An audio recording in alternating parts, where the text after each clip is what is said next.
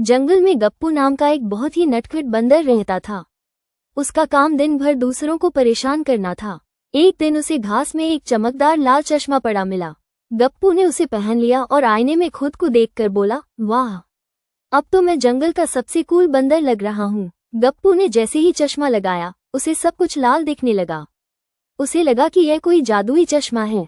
वो दौड़कर जंबो हाथी के पास गया और चिल्लाया, जंबो भागो, आसमान से टमाटर की बारिश होने वाली है, देखो सब कुछ लाल हो गया है। बेचारा जंबो घबराकर अपनी सूंड में पानी भरकर खुद को बचाने के लिए कीचड़ में कूद गया।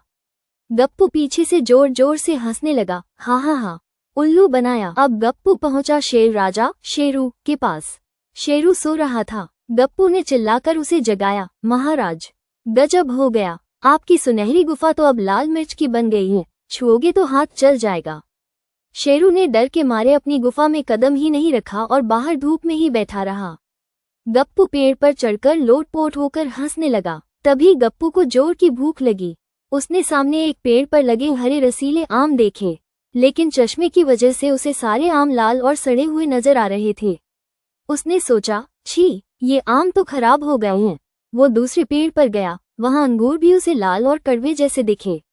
वो पूरे जंगल में भटका, लेकिन उसे कुछ भी खाने लायक नहीं लगा क्योंकि उसे सब अजीब दिख रहा था। शाम तक गप्पू भूख से बेहाल हो गया। तभी उसे ठोकर लगी और उसका चश्मा जमीन पर गिरकर टूट गया। जैसे ही चश्मा उतरा, उसे दिखा कि सामने तो एकदम ताजे और पीले आम लटके हैं। गप्पू समझ गया कि उसकी शरारत उसी पर भारी पड़ गई।